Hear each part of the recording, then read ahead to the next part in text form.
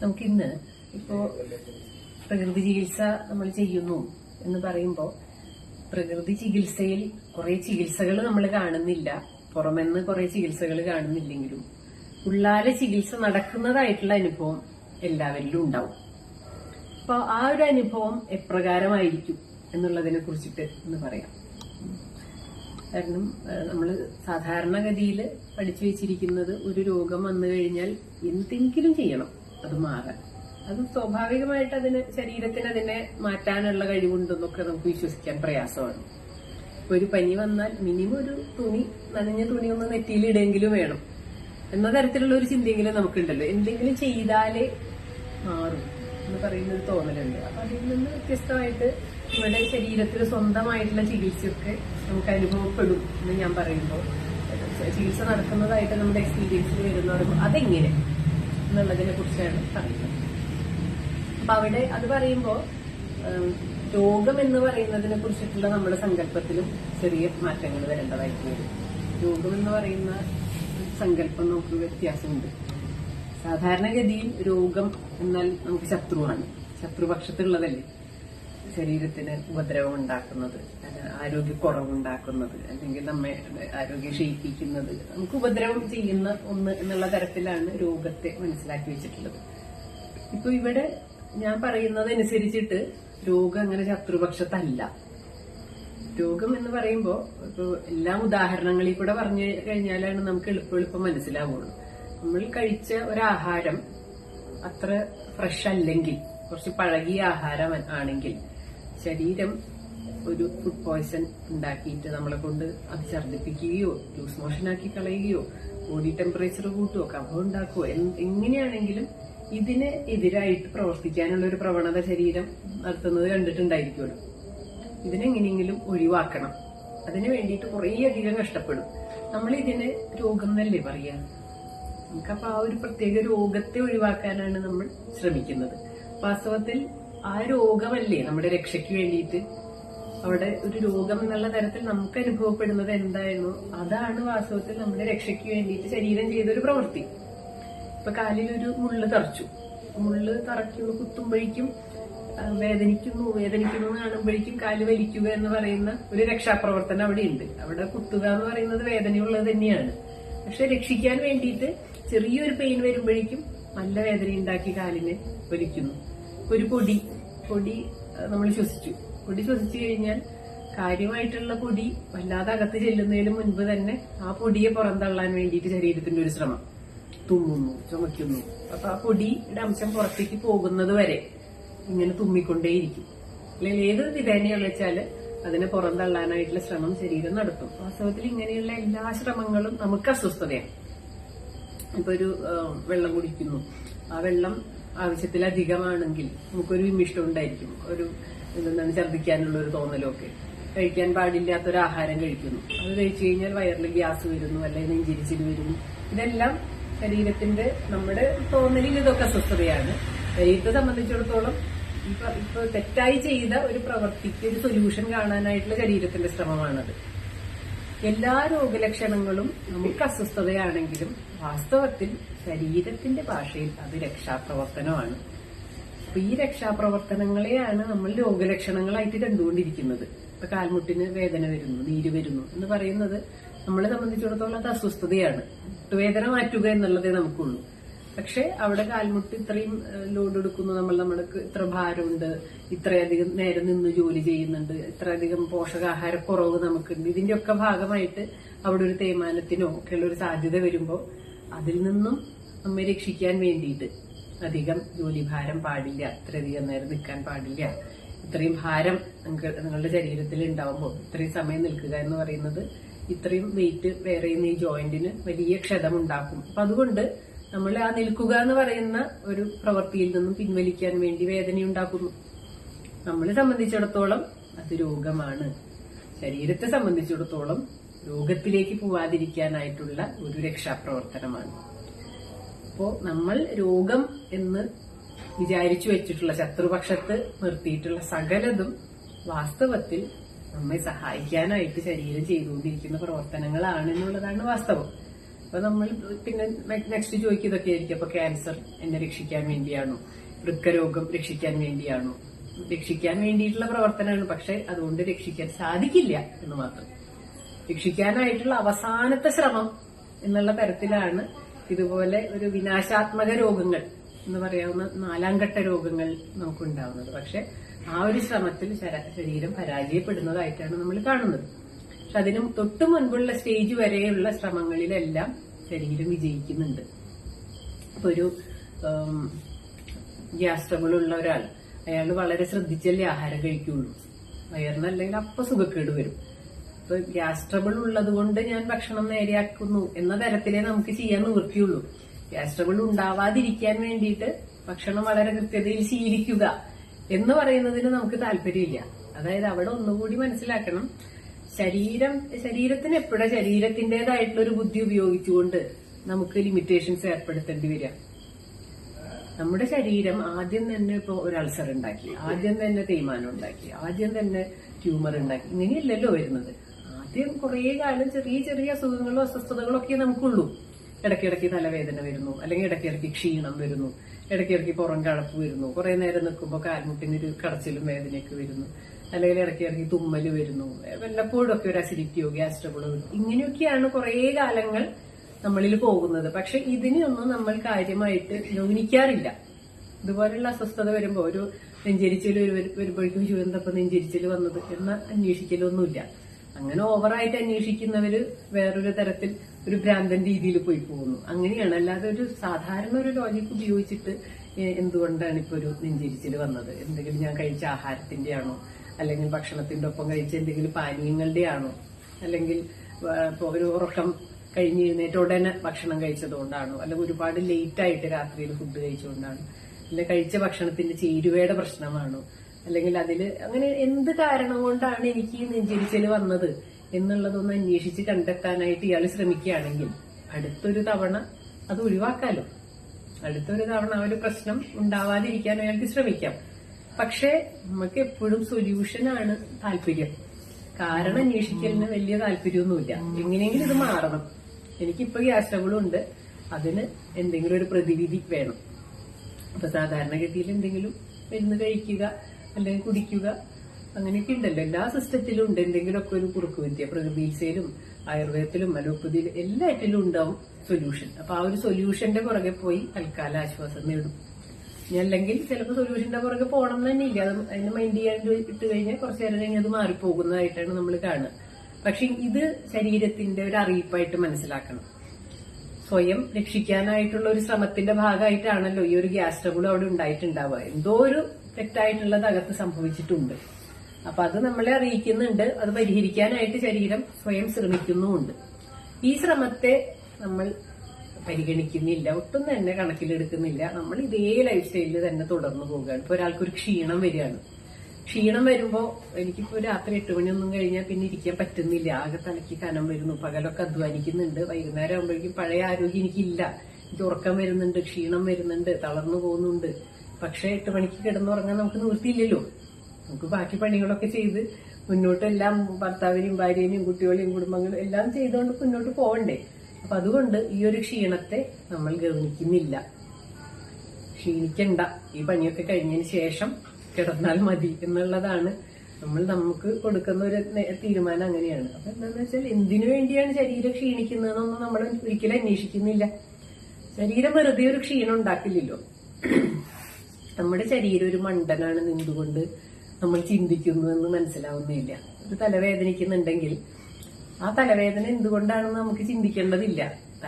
നമ്മുടെ ബോഡിക്ക് എന്തോ ഒരു തെറ്റ് പറ്റിയിരിക്കുന്നു, എന്നാൽ നമുക്കൊരു മരുന്ന് കഴിച്ചത് തിരുത്താം എന്ന തരത്തിലാണ് ഒരു വേദന വരുമ്പോൾ നമ്മളൊരു സൊല്യൂഷൻ ഏത് ബാം പരട്ടലോ മരുന്ന് കഴിക്കലോ എന്താണെന്ന് വെച്ചാൽ ചെയ്തുകൊണ്ട് ശരീരത്തിന്റെ എന്തോ ഒരു തെറ്റ് തിരുത്തുന്നത് പോലെയാണ് നമ്മൾ ഈ ചികിത്സകൾ ചെയ്തുകൊണ്ടിരിക്കുന്നത്. ശരീരത്തിന് തെറ്റ് പറ്റില്ല എന്ന് പറയുന്ന ഒരു സത്യം മനസ്സിൽ ഉറപ്പിക്കുക. എപ്പോഴും പറയാറുള്ള ഒരു കാര്യമാണ്, ഞാൻ ഒരമ്മയുടെ ഗർഭത്തില് ഒരു കോശമുള്ള ഒരു ജീവിയായിട്ട് വളരാൻ തുടങ്ങിയതാണ് നമ്മൾ. അതിൽ നിന്ന് ഇങ്ങനെ വളർന്ന് ഹൃദയവും കണ്ണും കൈകളും കാലും എല്ലാ മനസ്സും ബുദ്ധിയും എല്ലാമുള്ള ഒരു പൂർണ്ണതയുള്ള ഒരു ജീവനുള്ള ഒന്നാക്കിയിട്ട് ഒരു മനുഷ്യനാക്കിയിട്ട് നമ്മളെ പുറത്തേക്ക് ഇറക്കാൻ വെറും 9-10 മാസമേ ഇതിനകത്തിരിക്കുന്ന ജീവൻ എടുത്തിട്ടുള്ളൂ. അത്ര കുറഞ്ഞ സമയം കൊണ്ടാണ് ഇങ്ങനെ ഇത്രയും പൂർണ്ണതയിൽ ഇത്രയും കോംപ്ലക്സ് ആയിട്ടുള്ള ഒരു മനുഷ്യനെ ഉണ്ടാക്കിയിട്ടുള്ളത്. ഇത്രയും ബുദ്ധി പ്രയോഗിക്കാനുള്ള ഈ ഒരു ശരീരത്തിന് ഒരു മണ്ടത്തരം പറ്റുന്ന നമുക്ക് എങ്ങനെ പ്രതീക്ഷിക്കാൻ പറ്റുന്നത്? ഇത്രയും കറക്റ്റായിട്ട് എല്ലാ കാര്യങ്ങളും, ഇപ്പൊ കണ്ണ് വെക്കേണ്ടടുത്ത് കണ്ണല്ലേ വെക്കുന്നുള്ളൂ, തെറ്റിയിട്ട് ഹാർട്ട് കൊണ്ട് വെക്കുന്നില്ലല്ലോ. കൈ വെക്കേണ്ടടുത്ത് കൈയല്ലേ വരുന്നുള്ളൂ, കാല് വരുന്നില്ലല്ലോ. ഒരിടത്തും ഒരു എററും സംഭവിക്കുന്നില്ല. അത്രയും പെർഫെക്ഷനിലാണ് ഈ ഒരു സൃഷ്ടി നടന്നുകൊണ്ടിരിക്കുന്നത്. എന്നിട്ട് നമ്മൾ ചിന്തിക്കുന്നു, ശരീരത്തിൽ ഒരു കാൽമുട്ടിനൊരു വേദന വന്നാൽ, അല്ലെങ്കിൽ കഴുത്തിന് ഒരു കടച്ചിൽ വന്നാൽ, തലയ്ക്കൊരു വേദന വന്നാൽ അതൊരു പ്രശ്നമാണ്, അതെന്തോ തെറ്റാണ്. എന്നിട്ട് അതിനുള്ള സൊല്യൂഷൻ പുറത്തുനിന്ന് വന്നിട്ട് വേണം. അതിനുള്ള സൊല്യൂഷൻ എന്റെ ശരീരത്തിനില്ല എന്ന തരത്തിൽ നമുക്ക് നമ്മുടെ മേലിൽ ഒരു വിശ്വാസക്കുറവുണ്ട്. ഒരു പ്രശ്നം ശരീരത്തിൽ ഉണ്ടായിക്കഴിഞ്ഞാൽ അത് പരിഹരിക്കണമെങ്കിൽ പുറമെ നിന്നൊരു ശക്തി വരണം. ഈ ശരീരത്തിൽ സ്വന്തമായിട്ട് അതിനൊരു കഴിവില്ല. അപ്പൊ അവിടെ നമ്മൾ മനസ്സിലാക്കേണ്ടത്, ഇത്രയും ക്രിയാത്മകമായിട്ടുള്ള രീതി, ഇത്രയും പെർഫെക്ഷനിൽ ഒരു മനുഷ്യനെ, ഒരു ജീവനുള്ള മനുഷ്യനെ സൃഷ്ടിക്കാൻ ശേഷിയുള്ള നമ്മുടെ അകത്ത് പ്രവർത്തിക്കുന്ന ഈ ഒരു എനർജിക്ക് അതിലുണ്ടാവുന്ന വേദനകളെയും എന്തൊക്കെ പ്രശ്നങ്ങളാണെന്ന് വെച്ചാൽ അത് കറക്റ്റ് ചെയ്യാനായിട്ട് വലിയ ബുദ്ധിമുട്ടൊന്നുമില്ല. പക്ഷെ ഓരോ സമയത്തും കറക്റ്റ് ചെയ്യേണ്ട സമയത്ത് തന്നെ ഈ ശരീരം ലക്ഷണങ്ങൾ കാണിച്ചു തന്നുകൊണ്ടേയിരിക്കും. ഇപ്പൊ ചെറിയ കുട്ടികൾക്ക് അവർക്ക് കൊടുക്കുന്ന ആഹാരങ്ങളിൽ ചെറിയ തെറ്റുകൾ വന്നാൽ പോലും ശരീരം ഭയങ്കരമായിട്ട് പ്രതികരിക്കും. മുതിർന്നവരെ പോലെയല്ലല്ലോ. കുട്ടികൾക്ക് എന്തെങ്കിലും ഒന്ന് മോശമായിട്ട് അകത്ത് ചെല്ലുമ്പോഴേക്കും ജലദോഷം വന്നു, പനി വന്നു, കഫക്കെട്ട് വന്നു, വയറിളക്കം വന്നു, അവർ പെട്ടെന്ന് അവരുടെ ശരീരം പ്രതികരിക്കും. അപ്പൊ ഈ പ്രതികരിക്കുന്നത് നമ്മൾ മനസ്സിലാക്കുന്നത് അവർക്ക് ആരോഗ്യക്കുറവാണെന്നാണ്, കുട്ടികൾക്ക് ഇമ്മ്യൂണിറ്റി കുറവാണെന്നുള്ള തരത്തിലാണ്. അങ്ങനെയല്ല, അവരുടെ ശരീരം പ്രതികരണശേഷി കൂടുതലുള്ള ഒരു സമയമാണത്. വളരെ പെട്ടെന്ന് തന്നെ തെറ്റുകളോടൊക്കെ പ്രതികരിക്കുന്നുണ്ട്. ആ ഒരു പ്രത്യേക പ്രശ്നത്തെ പരിഹരിക്കാനായിട്ട് ശ്രമിക്കുന്നുണ്ട്. ഈ ഒരു ആരോഗ്യം, ഇത് ചികിത്സയാണ് വാസ്തവത്തിൽ നടക്കുന്നത് എന്നുള്ളത് മനസ്സിലാക്കാനായിട്ടുള്ള ഒരു ശേഷി നമ്മൾ ഉണ്ടാക്കിയെടുക്കണം. ഏത് തരത്തിലുള്ള ആരോഗ്യക്കുറവ് നമുക്ക് വരുന്നു എന്ന് കാണുമ്പോഴും അതിന്റെ ഏറ്റവും തുടക്കത്തിൽ തന്നെ സ്വന്തം ഉള്ളിലേക്ക് തിരിഞ്ഞു നോക്കിയിട്ട് എന്ത് കാരണം കൊണ്ടായിരിക്കും ഇപ്പൊ എനിക്കിത് വരുന്നത്. അത് ശാരീരികമായിട്ടുള്ള ആരോഗ്യ പ്രശ്നങ്ങളായിക്കോട്ടെ, മാനസികമായിട്ടുള്ള പിരിമുറുക്കങ്ങളായിക്കോട്ടെ, ഈ രണ്ട് തലത്തിലും മുഴുവൻ ആരോഗ്യത്തിനുള്ള ഒരു സാധ്യത മനുഷ്യനുണ്ട്. അപ്പൊ ഏതെങ്കിലും ഏരിയയിൽ എനിക്ക് ആരോഗ്യം കുറയുന്നുണ്ട്, അല്ലെങ്കിൽ ഇന്നടത്ത് വേദനയുണ്ട്, ഇന്നടത്തൊരു കടച്ചിലുണ്ട്, ഇന്നടത്ത് എനിക്ക് അസ്വസ്ഥതയുണ്ട് എന്ന് കണ്ടു കഴിഞ്ഞാൽ എന്ത് കാരണം കൊണ്ട് അത് ഉണ്ടാവുന്നു എന്നുള്ളത് കണ്ടുപിടിക്കാൻ മാത്രമേ നിവൃത്തിയുള്ളൂ. എന്നിട്ട് അതിന് പരിഹാരം തേടാനായിട്ട് നമുക്ക് സാധിക്കും. കാരണം നമ്മുടെ ജീവിതശൈലിയിലെ പ്രശ്നങ്ങൾ കൊണ്ടാണ് ഈ രോഗങ്ങൾ ഉണ്ടാവുന്നതെങ്കിൽ ആ ജീവിതശൈലി കറക്റ്റ് ചെയ്യാനായിട്ട് നമുക്ക് വലിയ ബുദ്ധിമുട്ടില്ല. ഇപ്പൊ പൊതുവെ നമ്മളിപ്പോ ഈ പറഞ്ഞ പകർച്ചവ്യാധികളല്ലാത്ത സകല രോഗങ്ങളെയും ജീവിതശൈലി രോഗങ്ങൾ എന്നല്ലേ പറയുന്നത്. ജീവിതശൈലി രോഗങ്ങൾ എന്ന് പറയുന്ന പദം കൊണ്ട് തന്നെ അർത്ഥാക്കുന്നുണ്ട് ജീവിതശൈലിയിൽ ഉണ്ടാവുന്ന ക്രമക്കേടുകൾ കൊണ്ട് ഉണ്ടാവാൻ സാധ്യതയുള്ള രോഗങ്ങൾ. അപ്പൊ അത് നമുക്ക് കറക്റ്റ് ചെയ്തൂടെ?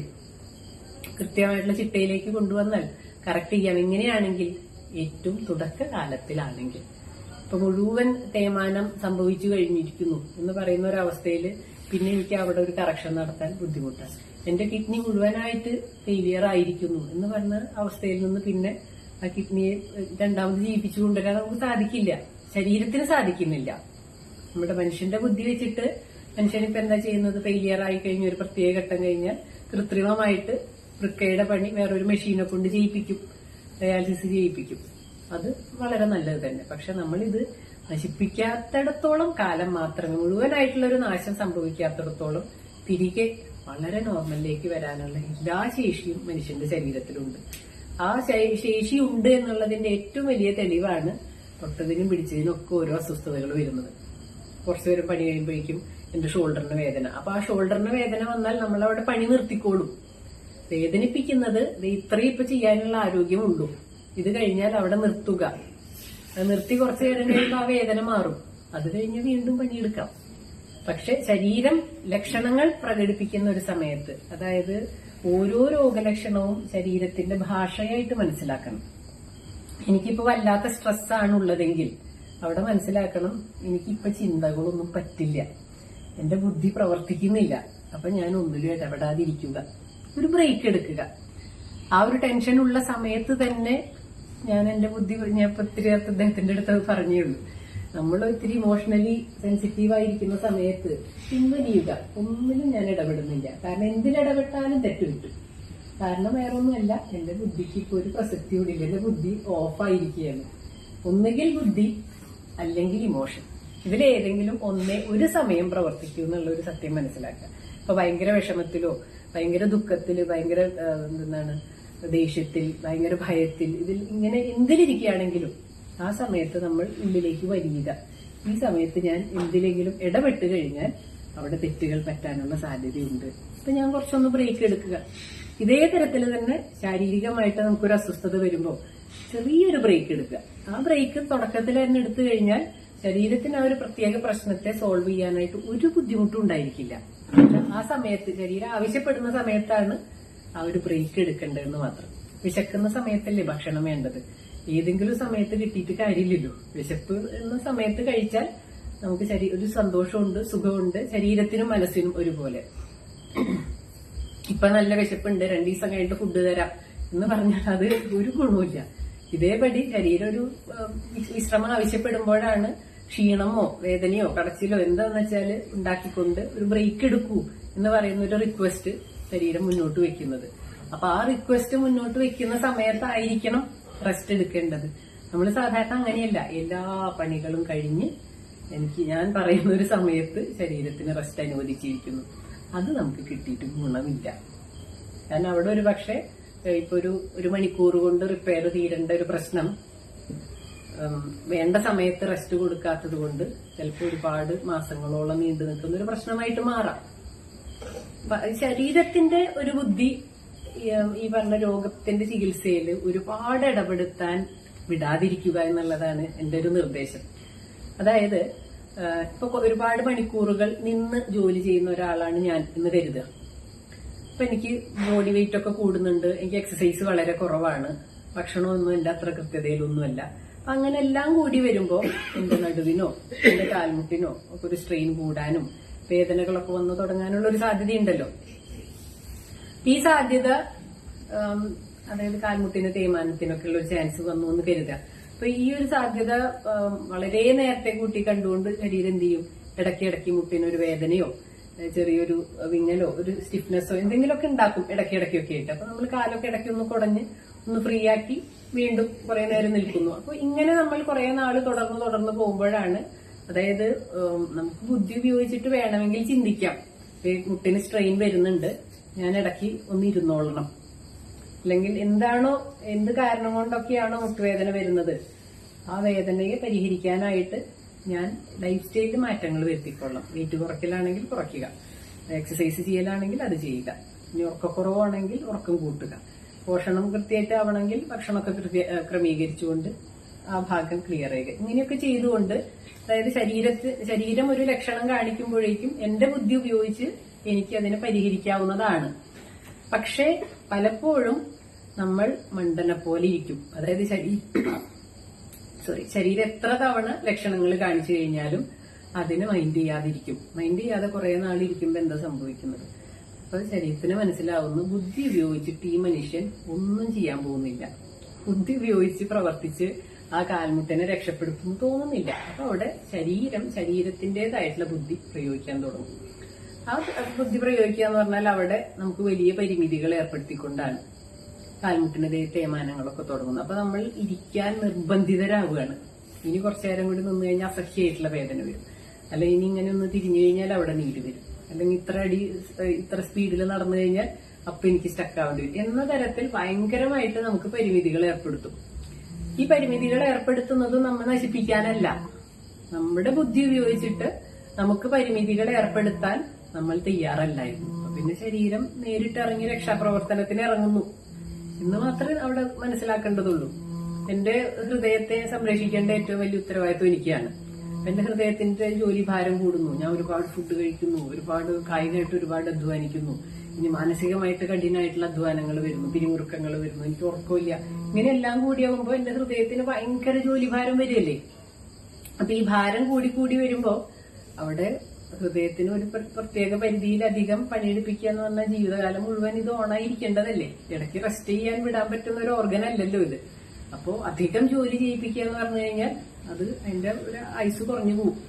ആയുസ് കുറഞ്ഞു പോകാതിരിക്കാൻ വേണ്ടി ശരീരം എന്ത് ചെയ്യും? ഇടയ്ക്കിടയ്ക്ക് ലക്ഷണങ്ങളൊക്കെ കാണിക്കും. ഹാർട്ടിന് ലോഡ് കൂടി കഴിഞ്ഞാൽ എപ്പോഴെങ്കിലും ഒരു ശ്വാസത്തിനൊക്കെ ഒരു ഹെവിനെസ് വരലോ, അല്ലെങ്കിൽ ഇടയ്ക്ക് ഒരു നെഞ്ചുവേദന എന്തെങ്കിലുമൊക്കെ ആക്കിയിട്ട്, അല്ലെങ്കിൽ ഇതുപോലെ നമ്മളെ അങ്ങോട്ട് പരിമിതപ്പെടുത്തുന്നതിന്റെ ഒരു ഉദാഹരണം ഇതൊക്കെ തന്നെയാണ്.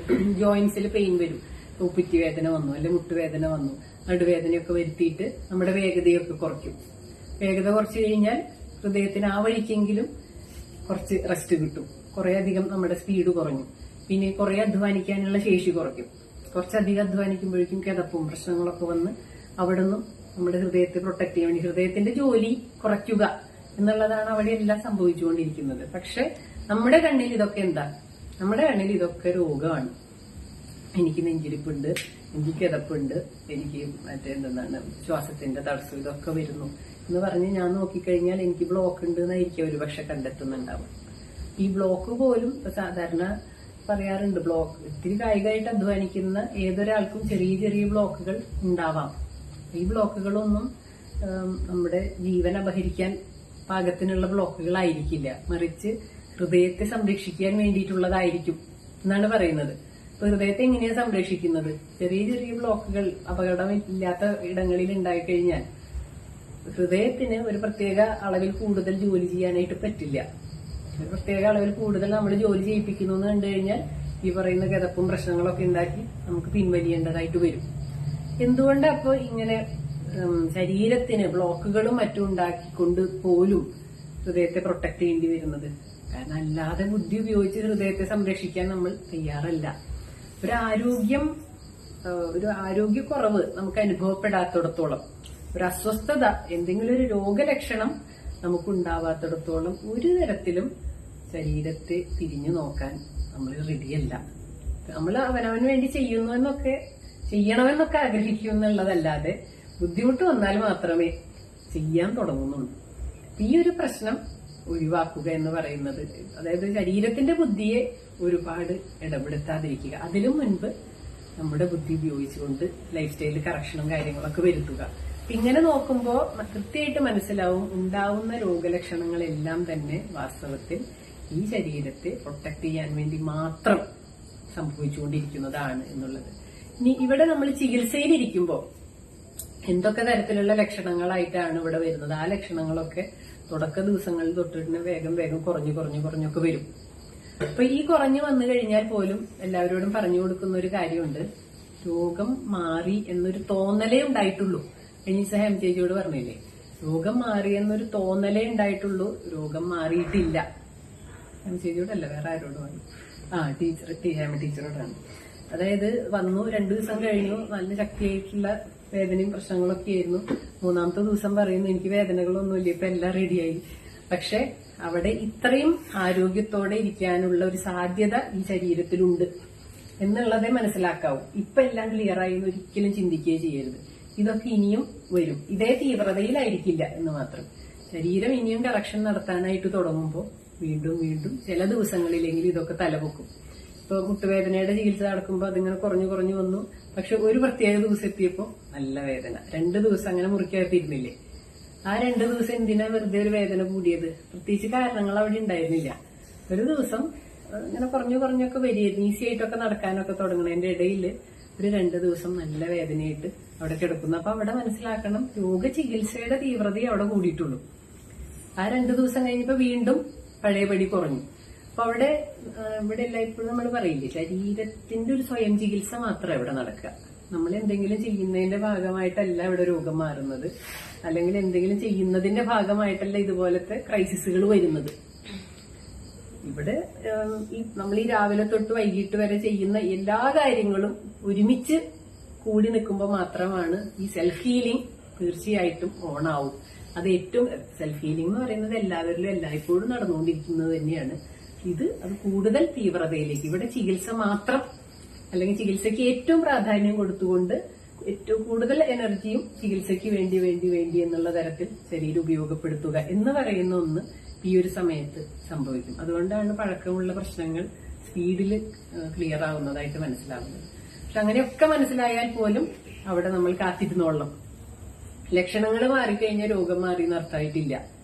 ലക്ഷണങ്ങൾ മാറിക്കഴിഞ്ഞാൽ രോഗചികിത്സ ഇപ്പൊ തൽക്കാലം കുറഞ്ഞിരിക്കുകയാണ്. ഇനിയും കൂടും. രോഗചികിത്സ കൂടുകയും കുറയുകയും ചെയ്യുന്നതിന്റെ ഭാഗമായിട്ടായിരിക്കും ഇവിടെ ഇരിക്കുമ്പോൾ, എല്ലായ്പ്പോഴും അല്ല പറയുന്നത് കേട്ടോ, ജീവനത്തിൽ ചികിത്സയിൽ ഇരിക്കുമ്പോഴത്തെ മാത്രമാണ് ഇപ്പൊ പറയുന്നത്. ചികിത്സയിൽ ഇരിക്കുമ്പോൾ ഒരു ദിവസം ലക്ഷണങ്ങളുടെ തീവ്രത കൂടി, 2 ദിവസം കഴിഞ്ഞപ്പോൾ അത് കാണാതെയായി, പിന്നെ 2 ദിവസം കഴിഞ്ഞപ്പോൾ വീണ്ടും കുറച്ചുകൂടി, പിന്നെ അത് കാണാതെയായി എന്ന് പറയുന്നത് ചികിത്സയുമായി ബന്ധപ്പെട്ടിട്ടാണ്. അതായത് നല്ല തീവ്രത കൂടിയ ചികിത്സ ശരീരത്തിൽ നടക്കുന്ന ദിവസങ്ങളിൽ അസ്വസ്ഥതകൾ കൂടുതലായിരിക്കും, ക്ഷീണം കൂടുതലായിരിക്കും. പിന്നെ അത് കഴിഞ്ഞ് വേദനകളില്ല, വളരെ ശാന്തം, ഇപ്പൊ ഒരു അസ്വസ്ഥതയില്ല, എല്ലാം ഓക്കെ എന്ന് പറയുന്ന ദിവസങ്ങളിൽ വാസ്തവത്തിൽ രോഗചികിത്സയുടെ തീവ്രത കുറവാണ് എന്നാണ് അർത്ഥം.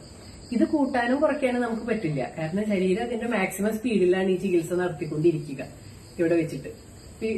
ചികിത്സയിലിരിക്കെ നമുക്ക് ഇന്നിപ്പോ വേദന മാറി എന്ന് കരുതിയിട്ട് വേദന മാറിയെന്ന് ഉറപ്പിക്കുകയും ചെയ്യരുത്. കാരണം അത് വീണ്ടും ഇനി കറക്ഷൻ ഉണ്ട്. നമുക്കിപ്പോ ഇന്നും ഇന്നലെ ഉണ്ടാക്കിയിട്ടുള്ള ഒരു പ്രശ്നമേ അല്ല ഇത് എന്നുള്ളത് കൊണ്ട് തന്നെ വളരെയധികം ക്ഷമയോടെ ശരീരത്തിന്റെ ഈ ഒരു രസകരമായിട്ടുള്ള ചികിത്സയെ നമ്മൾ നോക്കിക്കാണാനായിട്ട് തയ്യാറാവേണ്ടതുണ്ട്. അപ്പൊ ഇങ്ങനെ ഒന്ന് നോക്കിക്കാണാനായിട്ട് റെഡിയായി കഴിഞ്ഞാൽ ഓരോ ലക്ഷണങ്ങൾ കൂടുന്നു കുറയുന്നു കൂടുന്നു കുറയുന്നു, ഇങ്ങനെ ഗ്രാഫ് ഇങ്ങനെയായി അവസാനം ഇനി ലക്ഷണങ്ങളില്ല എന്ന് പറയുന്ന ഒരു അവസ്ഥയിലേക്ക് നമ്മൾ എത്തിച്ചേരും. അപ്പൊ അവിടെ രോഗലക്ഷണങ്ങളില്ല എന്ന് മാത്രമല്ല, രോഗം മനസ്സിൽ നിന്ന് കൂടിയാണ് നമുക്കിവിടെ ഇല്ലാതെയാവേണ്ടത്. ശരീരത്തിലെ ലക്ഷണം ഇല്ലാതെയാവുക എന്ന് മാത്രമല്ല, രോഗത്തെ ആ വ്യക്തി മറക്കുക എന്ന് പറയുന്ന ഒരു അവസ്ഥയിലേക്ക് കൂടി എത്തിച്ചേരും. അത് നിങ്ങൾ ഓരോരുത്തരും പോവാറാവുമ്പോൾ പറഞ്ഞുതരാം എങ്ങനെയായിരിക്കും. അതായത് ഇപ്പൊ ഇവിടെ ഓരോരുത്തരും വരുമ്പോൾ നമ്മളിങ്ങനെ ഇന്ന പ്രശ്നം ഇങ്ങനെ നോട്ട് ചെയ്തെടുക്കുന്നുണ്ടല്ലോ. ഇനി ലാസ്റ്റ് പോകുന്ന ദിവസം ഇതൊക്കെ നോക്കി വായിച്ചിട്ട് ചോദിക്കും ഇതെങ്ങനെയുണ്ട്. അപ്പൊ ഓരോരുത്തരും പറയും ഇത് അത്ര വലിയ കാര്യമുള്ളതൊന്നും ആയിരുന്നില്ല എന്ന തരത്തിൽ അത് മറന്നുപോയി. രോഗം നമ്മുടെ ഉള്ളിൽ നിന്ന് തന്നെ മറന്നു പോകുന്ന ഒരവസ്ഥയിലേക്ക് എത്തും. അപ്പൊ അത് വളരെ രസകരമാണ്. അങ്ങനെ കൂടി എത്തിക്കഴിഞ്ഞാലാണ് ഇനി നമുക്ക് പുറകിലേക്ക് തിരിഞ്ഞു നോക്കാണ്ട് മുന്നിലേക്ക് മാത്രം നോക്കി നടക്കാം. രോഗത്തെ മറന്നുകൊണ്ട് തന്നെ മുന്നോട്ട് ജീവിക്കാമെന്ന് പറയാനായിട്ട് സാധിക്കും. ഓക്കെ, ഇതാണ് രോഗത്തെ കുറിച്ചിട്ടുള്ള കൺസെപ്റ്റും നമ്മുടെ ഇവിടെ ചികിത്സ നടക്കുന്ന സമയത്ത് വരുന്ന ലക്ഷണങ്ങൾ അതിനെ കുറിച്ചിട്ടും ചെറുതായിട്ടൊന്ന് പറഞ്ഞിരിക്കുന്നു. ഇന്ന് എന്തൊക്കെയാ ഇതിനെ കുറിച്ച് പറയാനുള്ളത്? കോണി ചേച്ചി എന്തൊക്കെയാണ്?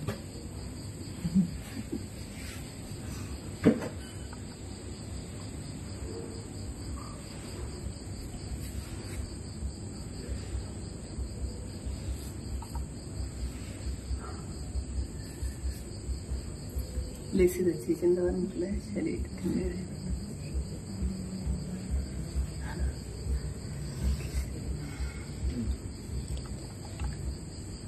ശരീരത്തിന് സ്വയം ചികിത്സിക്കാനുള്ള കഴിവുണ്ടെന്ന് മരുന്ന് ഉപയോഗിക്കുന്ന ചികിത്സാ മേഖല സമ്മതിക്കുന്നില്ല എന്നാണ് ലസിത ചേച്ചി പറയുന്നത്. അപ്പൊ അവിടെ വാസ്തവം പറഞ്ഞാൽ സ്വയം ചികിത്സിക്കാനുള്ള ഒരു ശേഷിയുണ്ട് എന്ന് പറയുന്നത് പ്രകൃതി ചികിത്സ മാത്രമല്ല, നിലനിൽക്കുന്ന എല്ലാ ചികിത്സാ സമ്പ്രദായങ്ങളും അംഗീകരിച്ചിട്ടുള്ള ഒരു സംഭവം തന്നെയാണത്.